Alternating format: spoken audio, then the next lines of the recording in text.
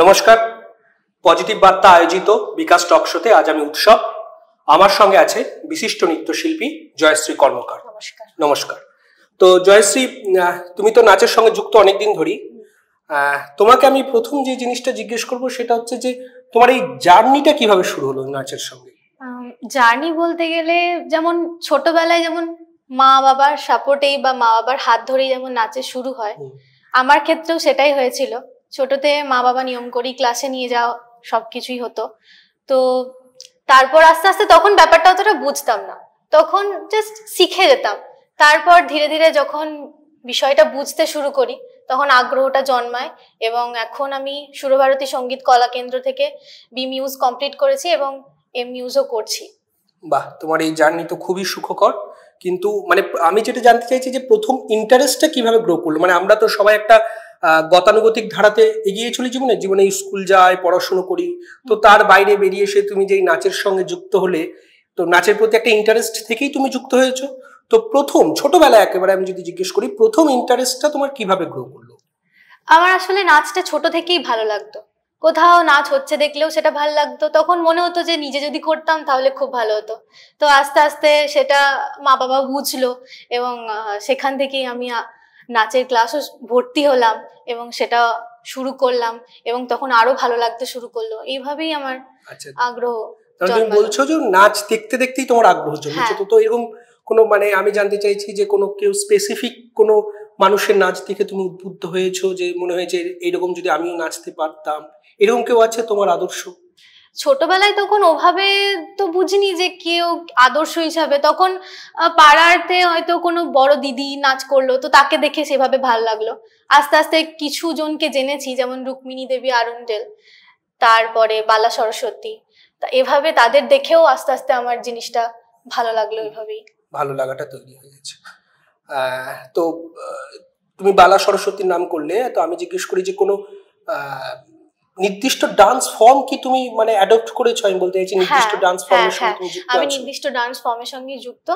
আমি ভারতনাট্যমের সঙ্গে যুক্ত। ভারতনাট্যমের সঙ্গে যুক্ত, তাই তো?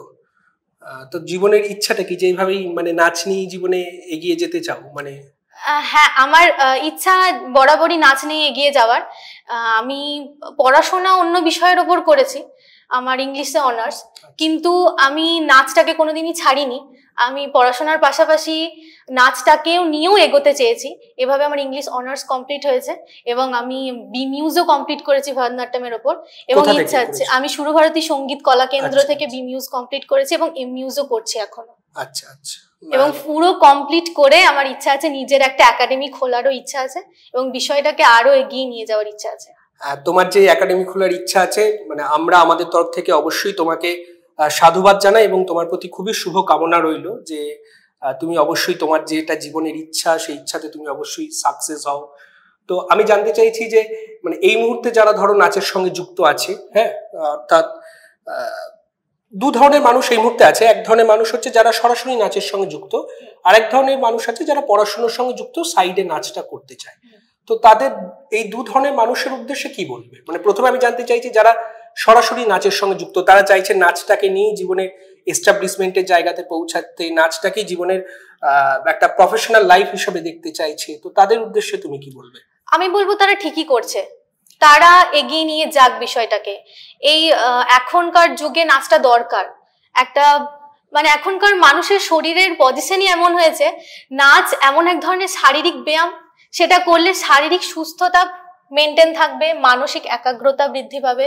তো তারা অবশ্যই নাচটাতে যেহেতু যুক্ত আছে, তো তারা যুক্ত থাকুক এবং ভবিষ্যতে আরো নিজেকে ইমপ্রুভ করুক। তুমি একটা খুব সুন্দর কথা বললে যে নাচ যেভাবে আমাদের মানে শারীরিক গঠন বা শারীরিক ব্যায়ামের জন্য সাহায্য করে, এটা অবশ্যই খুব জরুরি একটা কথা। আর যারা ধরো এই মুহূর্তে পড়াশুনো করছে, তারা সাইডে নাচটাকে ভালোবাসে, ঠিক আছে, কেউ তো অনেকে তো প্রফেশনাল লাইফে যেমন নেয়, কেউ পাশাপাশি ভালোবেসে নাচটাকে নিয়ে এগোতে চায়। তো তাদের উদ্দেশ্যে কি বলে? পড়াশোনার সঙ্গে সঙ্গে কিভাবে নাচটাকে চালানো উচিত? অবশ্যই পড়াশোনার সঙ্গে সঙ্গে নাচটাকে এগিয়ে নেওয়া যায়। 1 ঘন্টা যদি দিনে, যদি 1 ঘন্টাও নাচের প্রতি কেউ তার মানে নাচে যদি 1 ঘন্টা সে ফোকাসটা নেয়, তাহলে সে অবশ্যই পারবে। কারণ এক্ষেত্রে পড়াশোনার কোনো ক্ষতি হয় বলে আমার তো মনে হয় না। সে হয়তো ফোন ঘাঁটতে পারছে কিন্তু নাচটা প্র্যাকটিস করছে না, এটা আলাদা জিনিস। অবশ্যই অবশ্যই করা যাবে। একদম। তো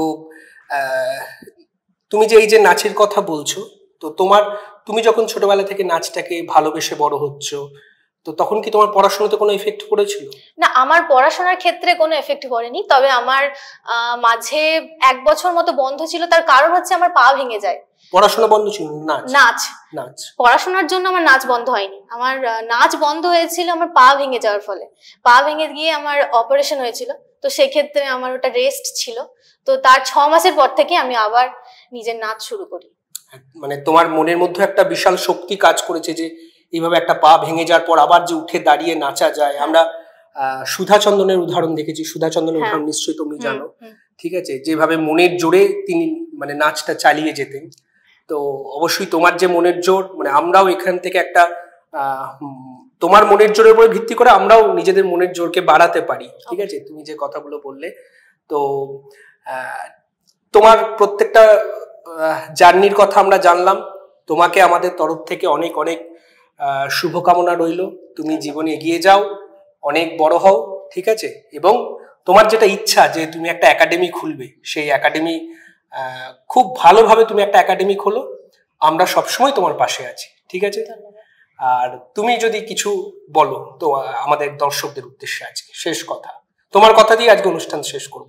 আচ্ছা, নাচ হচ্ছে আমাদের সামগ্রিক সুস্থতা, সাংস্কৃতিক অভিজ্ঞতা সবকিছুই বজায় রাখতে সাহায্য করবে। তো আমি বলবো কোনো কিছু না ভেবে যারা ইচ্ছুক তারা নাচের দিকে এগো এবং তার সাথে যুক্ত হও। কোনো কিছু ভাবতে হবে না, তুমি শুধু শুরু করো, আস্তে আস্তে ঠিক তোমার পথ খুলে যাবে। ঠিক আছে, আপনারা সবাই জয়শ্রী জার্নির কথা, তার মনের ইচ্ছার কথা জানলেন। আমাদেরও শুভকামনা রইল এবং আপনাদেরকেও বলবো অবশ্যই আপনাদের ভালোবাসার শিল্পকলা যেগুলো রয়েছে, সুকুমার কলা যেগুলো রয়েছে, সেগুলোকে সঙ্গে নিয়ে এগিয়ে চলুন। পড়াশোনার সঙ্গে সঙ্গে জীবনে অবশ্যই সাফল্য আসবে। ধন্যবাদ জয়শ্রী।